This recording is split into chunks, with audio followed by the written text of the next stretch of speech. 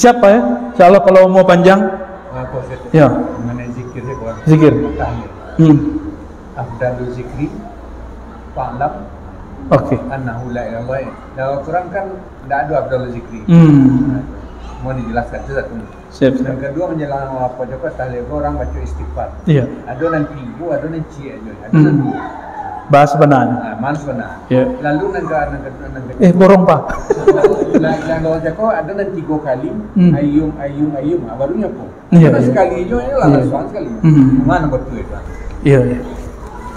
Iya, beri pertanyaan apa ya? Yang pertama, fa'lam afdalu dzikri fa'lam annahu la ilaha illallah. Di dalam Al-Quran surah Muhammad ayat 9 boleh. Betul Ustaz? Ya, tanya ke beliau nomornya. Kalau salah tolong dibenarkan Ustaz. Allah berfirman kepada Nabi Muhammad SAW, "Hai Muhammad, fa'lam, ketahuilah annahu bahwasannya ia Allah la ilaha illallah." Itu ayatnya. Wastaghfir li dzanbika sampai akhir ayat ya. Ketemu di Sunan Tirmizi. Imam Tirmizi itu murid Imam Bukhari. Punya kitab judulnya Al-Jami' As-Sahih, terkenal dengan judul Sunanut Tirmizi, kitab hadis. Sama-sama dengan Imam Bukhari, tapi lebih mudah. Beliau menulis satu bab riwayat dari Nabi. Nabi bersabda, "Afdalul dzikri la ilaha illallah." Maka dek buya-buya kita digabung lagi. Fa'lam annahu afdalu dzikri fa'lam annahu la ilaha illallah, kira-kira gitu. Itu asalnya Pak. Jadi dapat 2 keberkahan. Pangkanya dapat hadis Nabi, tengahnya dapat Al-Quran. Bah kira-kira buya lesahih nak. Kaya tolong ditegur. Terus yang kedua, istighfar ya. Istighfarnya sekali, 3 kali itu barang. Istighfar itu sama jo galeh kumuh. Kalau kumuhnya cuma bekas diminum, disiram seketek lah jadi itu. Itulah istighfar.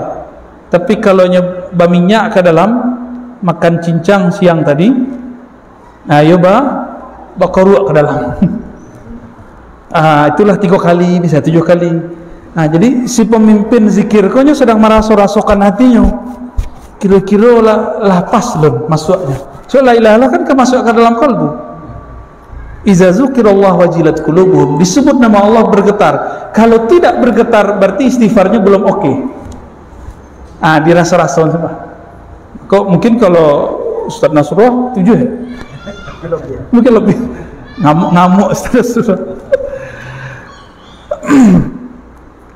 Bertanya orang kepada Imam Al-Qushairi, dan Imam Qushairi meriwayatkan dari gurunya tentang apakah yang lebih afdal, istighfar atau la ilaha illallah. Itu sering kami sampaikan. Lalu dijawab oleh beliau, jika kainmu kotor, langsung engkau pakai atau engkau bersihkan terlebih dahulu. Kecek muridnya, kita bersihkan dulu wahai tuan guru, tuan syekh. Itulah istighfar.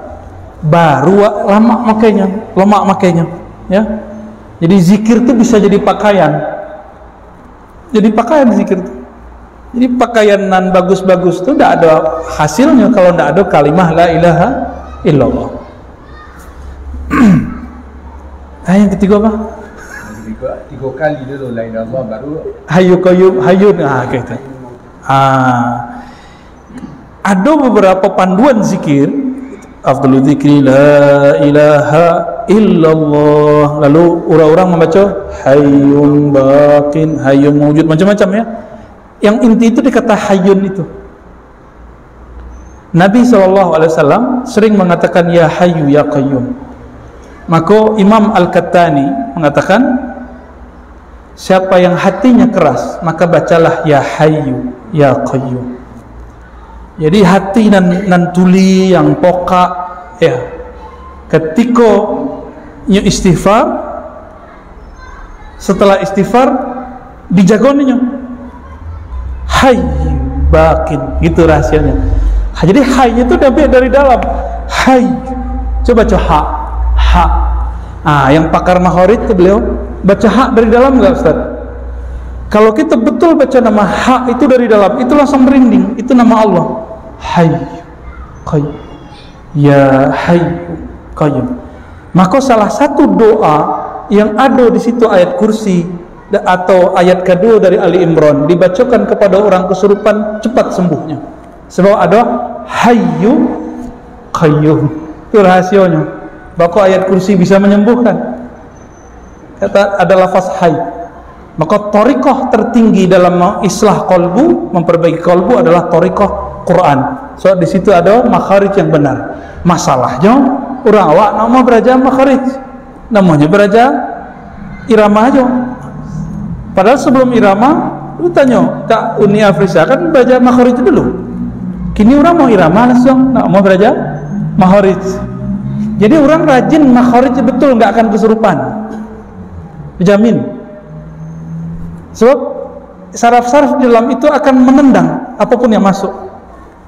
Hai, Bismillah, habis ada itu, habis adanya. Jadi kalau mau anak kita aman, ajarkan itu. Fatihah cukup, apalagi bisa ayat kursi. Kira-kira gitu Pak. Itu rahasia hayy. Adapun hayyun baqin, hayyun mawjud itu pilihan. Sebenarnya yang penting itu hayyun gitu, atau hayyun qayyum. Kalau kami memilih kalimat hayyun qayyum. Apa lagi kira-kira? Wah, Ustaz bertanya dalam mak waduh. Ustaz lah banyak lah. Aku tertarik di sejarah tadi. Dan sempat bertanya ketika umrah. Dulu kan Syekh Ahmad Khatib Al-Minkabawi jadi imam dan mufti di Mekah. Betul. Satu-satunya dari Asia. Terus cerita yang menyampaikan pelaksanaan amalan di zaman beliau dengan zaman kini jauh berbeda. Bedanya di mana? Bedanya itu dalam hal contoh kalau kunut dulu ada kunut kabarnya di Mekah. Iya, oke, betul. Sudah tuh kalau kini kan ada kunut yang kunut subuh. Terus seperti zikir keras dulu di Mekah tuh ada zikir yang karet. Nah kini tidak ada lagi. Jadi apa perbedaan referensinya itu? Apakah orang-orang dulu tuh menemukan hadis sehingga kini yang menemukan? Pak titik temunya betul. Wah, ini lebih berat lagi nih dapur nih. Antum aja jawab kan. Maulana Syekh Ahmad Khatib Al-Minkabawi atau Al-Minangkabawi. Kalau orang Arab nyebutnya Mangkabawi. Turunannya masih ada. Atau Minkabawi. Sama mereka nggak bisa nyebut Indonesia, susah. Nyebutnya Andonisi. Ya enggak? Ente Indonesia. Gitu. Syekh Ahmad Khatib Al-Minangkabawi bukan orang Asia pertama yang jadi imam sebenarnya. Sebelumnya sudah ada imam-imam. Syekh Abdul Somad Al-Falimbani itu di Madinah dan kemudian macam-macam. Tapi untuk di Mekah betul Syekh Ahmad Khatib, karena beliau disukai oleh Syarif Mekah. Syarif Mekah itu wali kota, ya, keturunan Sayyidina Al-Hasan, ya. Syekh Ahmad Al-Khatib Al-Minkabawi itu orang agam. Apa namanya? Koto Gadang. Nama lupa namanya. Betul, Pak? Kebetulan itu kampungnya Buya Asfi. Udah kayak situ. Buya Asfi yang singa aswaja di sosmed. Yang punya toko kitab Maktabah Suez. Buya Asfi, Zul Asfi, Tamatan Candung, murid Syekh Ali Mustafa Yaqub. Beliau punya jid, punya kakek namanya Syekh Abdul Latif, itu murid Syekh Ahmad Khatib Minangkabawi. Syekh Abdul Latif Pejuang, nanti cek, itu udah hilang namanya. Di beberapa buku sejarah masih ada Syekh Abdul Latif Balai Gurah. Betul ya? Balai Gurah. Syekh Ahmad Khatib itu dari situ. Kiranya dulu ada Syekh Syekh Umar Syata itu pernah berkunjung, atau Syekh Utsman yang lupa, disebutkan dalam manaqib beliau menulis sejarah beliau sendiri, berkunjung ke Agam lalu mengajak si Syekh Ahmad Khatib itu untuk ke Mekah. Jadi dulu tanah kita diinjak oleh ulama-ulama hebat. Itu saudara yang datang itu saudara dari Syekh Bakri Syato, pengarang I'anatul Talibin, kitab fikih wajib yang dipelajari di semua pesantren Indonesia. Pesantren yang tradisinya masih tradisi ahli sunnah ya. Kalau yang modern nggak tahu, tidak pernah masuk dan ngajar di situ. Syekh Ahmad Khatib diangkat menjadi mufti dan jadi imam. Di saat itu ada pula mufti dan imam mazhab lain. Beliau mazhabnya Syafi'i, sama dengan kita. Ada mazhab Hanbali, ada mazhab Hanafi, ada mazhab Maliki. Jadi 4 penjuru itu 4 imam. Itu dulu ya. 1924 jatuh Turki Utsmani. Sebelum 1924 itu Hijaz sempat bertahan cuma setahun 2 tahun, kekuasaan Mamlakah Al-Hashimiyah, tapi nggak ditulis sejarah yang ada di Indonesia. Kalau di Barat ditulis, orientalis itu nulis sejarah itu ya, antara percaya dan enggak ya. Baru kemudian terbangun negara Saudi. Saudi itu Al Saud itu sudah jatuh bangun dan itu kebangkitan yang ketiga kali. Jadi bangkit dihadang oleh Turki Utsmani, bangkit dihadang Turki Utsmani. Yang terakhir 1924 Turki Utsmani hancur oleh Kemal Atatürk. Maka orang ulama nggak nyebut Atatürk, adu Turk. Kemal musuhnya Turki. Iya, adu Turk, adu Turki, musuh Turki, bukan pahlawan Turki bagi ulama ya. Tapi jangan coba-coba ngomong begitu di Turki, bisa nggak pulang-pulang ya. Turki jatuh, keluarga Saud generasi ketiga kemudian mencoba ekspansi ke Mekah dan berhasil. 1924 Syekh Ahmad Khatib sudah meninggal ya. Waktu itu yang menggantikan gurunya, nah ini uniknya, gurunya namanya Syekh Nawawi Al-Bantani, Syekh Nawawi Banten. Jadi itu guru menggantikan murid, unik kata. Jadi silsilah kalau kita baca sanad ilmu beliau itu dari Syekh Nawawi. Jadi Syekh Ahmad Khatib ngambil Syekh Nawawi, Syekh Ahmad Khatib ngambil dari Bakri Syato, begitu. Tapi setelah beliau meninggal, yang menggantikan gurunya. Karena Syekh Nawawi Al-Bantani orang Banten, beliau disebut dengan apa istilahnya, Musnidul Hijaz ya, ahli sanad Hijaz, ulama ahli sanad Hijaz. Jadi semenjak 1940 Ustaz, berubah tradisi sampai kini.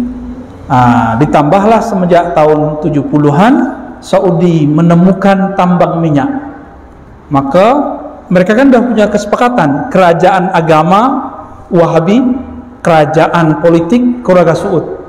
Itu sudah tahu lah ya. Dulu waktu kami mau bertanya konsultasi ke Buyahan waktu masih jadi wartawan di Republika,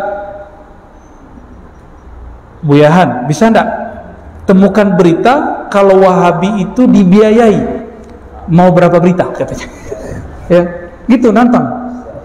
Oh, kalau udah begitu nggak usah nyari, berarti udah kebanyakan berarti. Ya emang betul ya, didanai.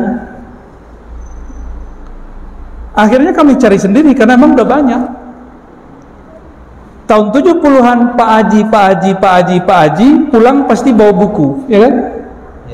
Pasti 70-an, 80-an, 90-an semuanya bawa buku. Buku apa itu? Buku misionaris Wahabi. Itu bahasa seremnya.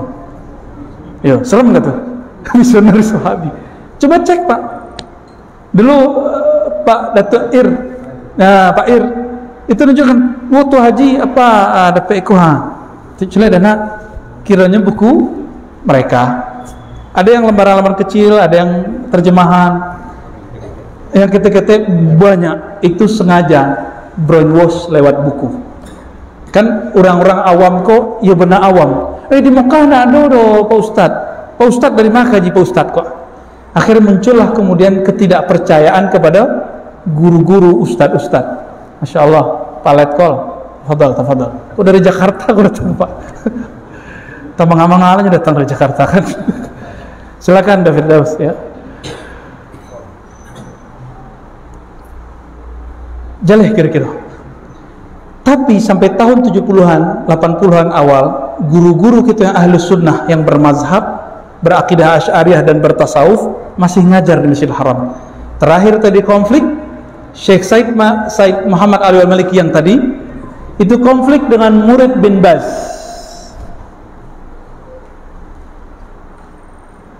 Murid bin Baz dan Syekh bin Baz itu polemik, akhirnya beliau tidak boleh ngajar di Mekah. Ada video terakhir beliau lagi di Mekah ngajar di Masjidil Haram. Maka beliau pindah ke satu tempat namanya kini Rusaifah. Kini muridnya di Muadi Muhammad ya.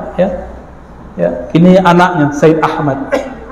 Kami pernah ke situ berkunjung mendengarkan kajian beliau. Seberangnya ada Syekh Muhammad bin Ismail Zain, guru beliau. Antum waktu sana dikasih buku banyak ya.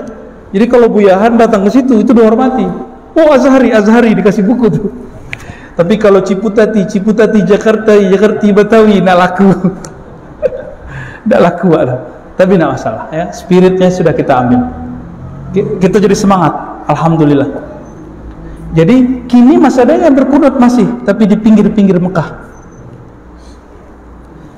Kalau mimpin sholat tuh alhaakumut takasur tarawih itu di pinggir-pinggir Mekah tuh banyak kan. Alhaakumut takasur hatta zurtumul 20 rakaat.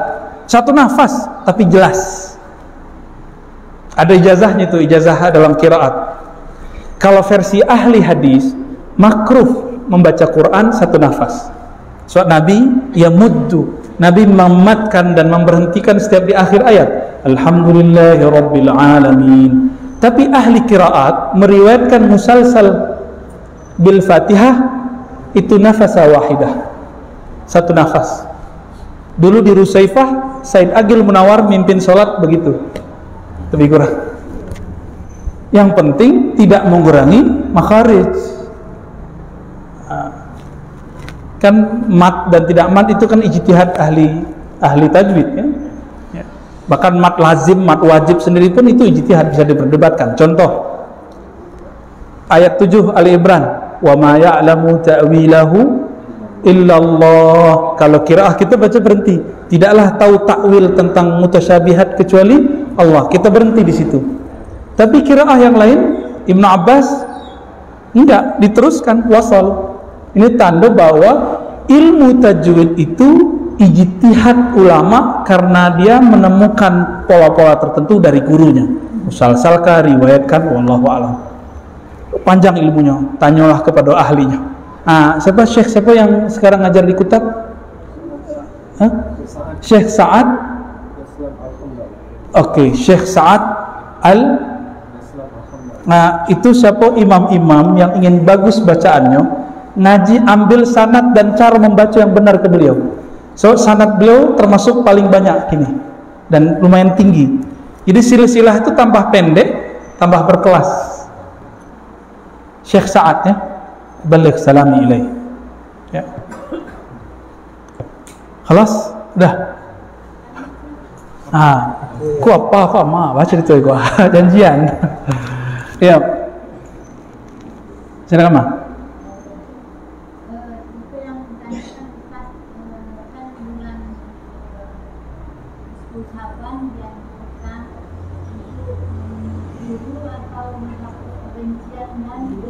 Ya. Jadi baca menakutkan atau bisa awak bisa dendam awak menentukan terus menyebut nama manusia atau dilakukan dalam ya. Bisa dalam arti kan. Ya. Jadi tidak mungkin ada awak tidak mempunyai kebencian atau dendam. Pasti ada.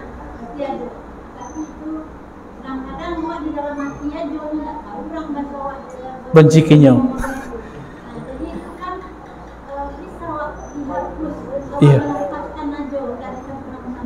Iya. Bisa.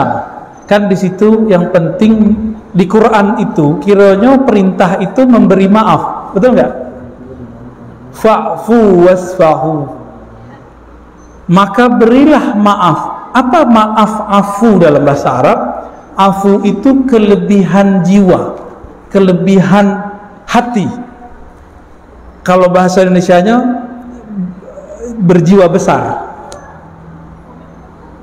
kalau berjiwa besar, ada orang yang menyinggung awak nampak seketik, ketik sehingga tak terhitung, tak dihitung.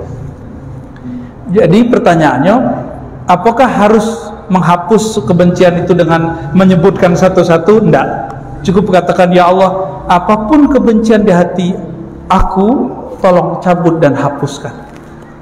Itu cukup. Itu kan Allah mudah. Allah kan bolak-balik kolbu mudah. Coba lihat, nih waktu zaman politik. Yang dicoblos 02, yang menang 01. Yang dicoblos jadi menteri 0. Ya kan? Itu percepatan kolbu itu bisa berubah. Ya kan? Maka di politik kawan jadi lawan, lawan jadi kawan, kan ada politisi. Ya, kayaknya ada caleg-caleg yang lain nih. Ya, itu betul. Cepat, iya Pak. Iya. Hari kini malam bekol berubah. Usul sama. Tuh, praktisi. Itu terjadi. Politik itu dimanapun ada akan memecah. Dimanapun ada akan memecah. Masuk ke masjid, mecah masjid. Ustadz, masjid harus berpolitik. Bukan, Islam mengajarkan berpolitik, tapi masjid tidak mesti berpolitik. Dua hal yang berbeda. Dua hal yang berbeda. Dulu Nabi membicarakan politik di masjid. Dulu kan tuanya Nabi di masjid. Kini kan tuanya lado DPR. Lado kan tuh cabang, kan tuh ranting. Situlah, obrolan di situ atau di ruang-ruang lain. Masjid milik kita bersama. Pasti beda-beda pilihan kan? Jangan-jangan ada yang nggak milih beliau tuh. Milih diri sendiri gitu. Jadi boleh mah kita umumkan saja, tidak usah disebut satu persatu. Letih lah nyebut cici kan. Nah. Ini bahasa ustaz kali.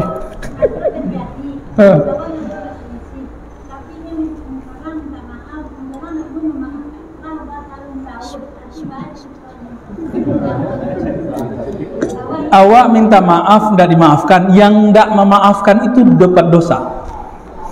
Sebab perintah Al-Quran wa'fu, berilah maaf.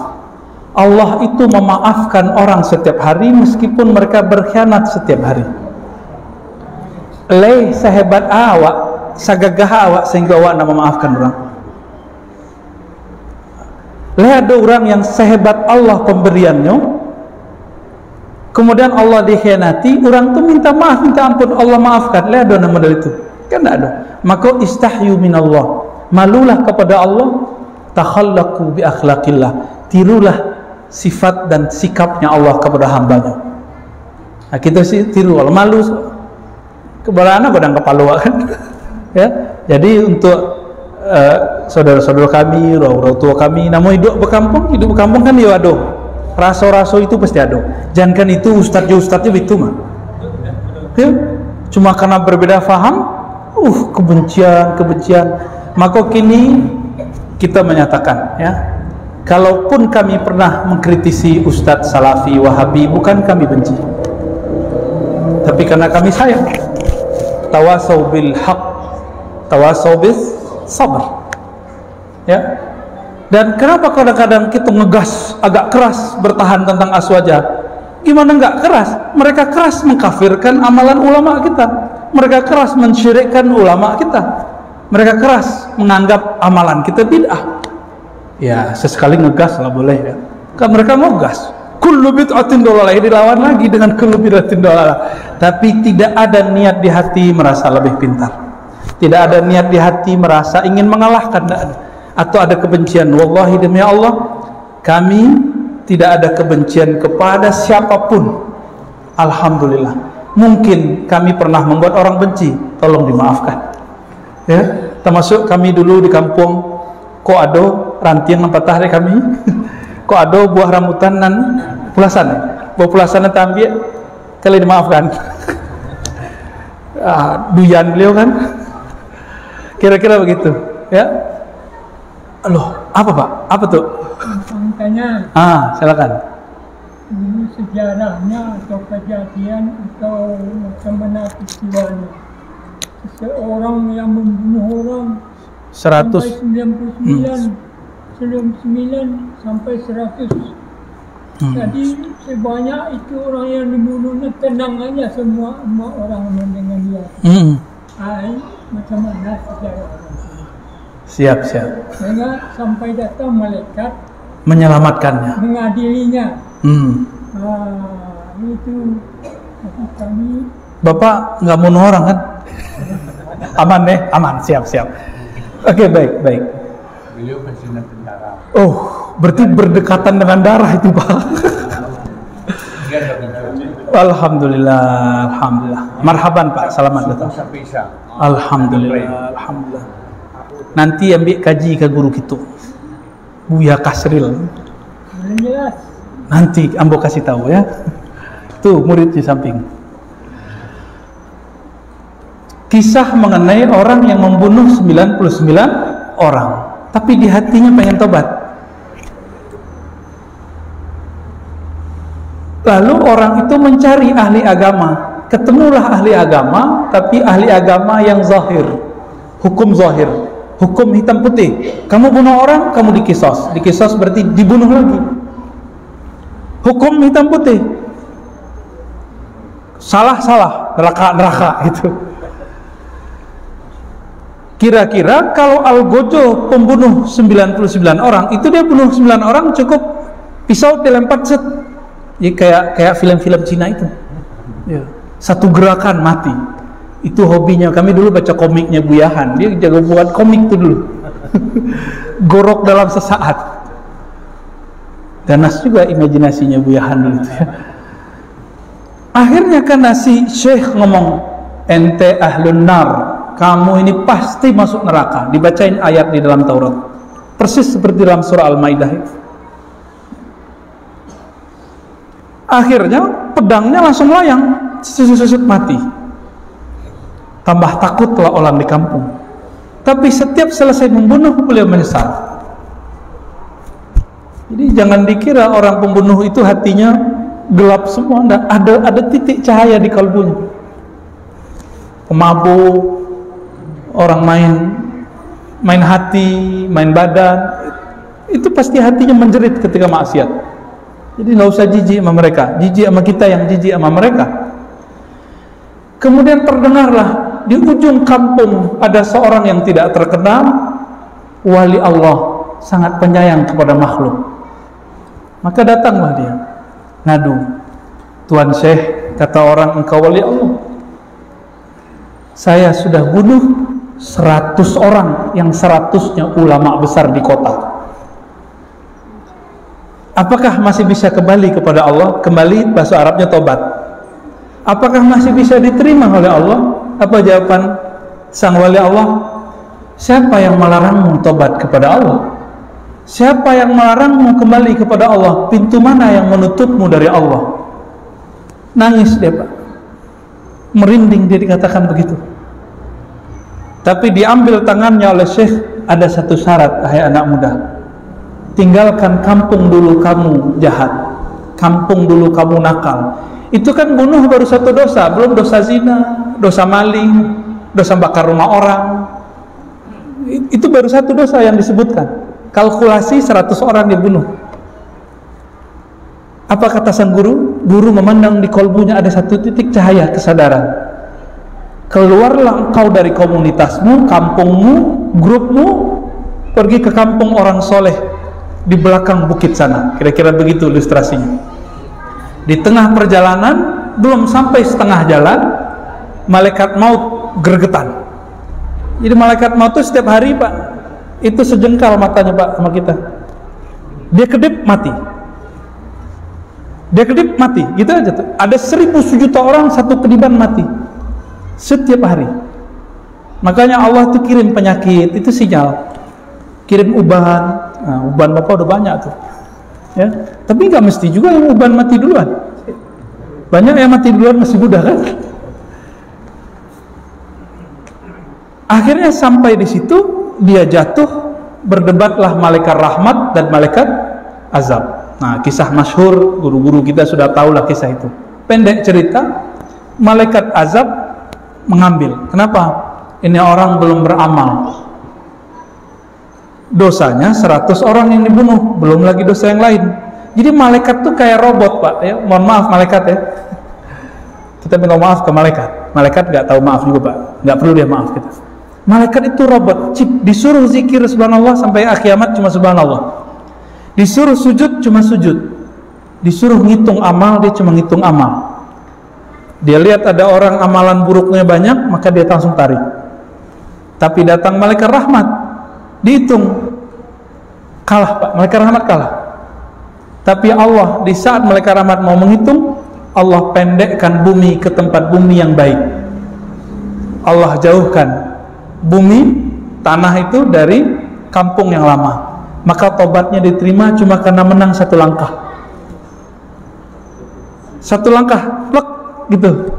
Apa kata malaikat rahmat? Saya menang, saya tarik. Tobatnya diterima. Jadi persoalan maksiat, tobat itu rahasia Allah. Maka dengan hadis ini haram membenci pemaksiat. Kita benci maksiatnya saja. Ya. Koruptor nggak boleh dibenci, korupsinya kita benci. Adili, karena perbuatannya nempel di badannya, ya kita adili dengan badan-badannya. Kira-kira gitu Pak ya. Jadi semoga kita jadi orang-orang yang sebelum nafas terakhir diambil oleh Allah, kita bertobat kepada Allah dan tobat kita diterima. Amin ya rabbal alamin. Mohon maaf kalau ada kalam-kalam nanda patut, kalau ada akhlak nanda sopan, ya semoga ada pintu maaf terbuka ya. Bapak Ibu, lain maaf. Sama memaafkan kiri kanannya dalam hati saja ya.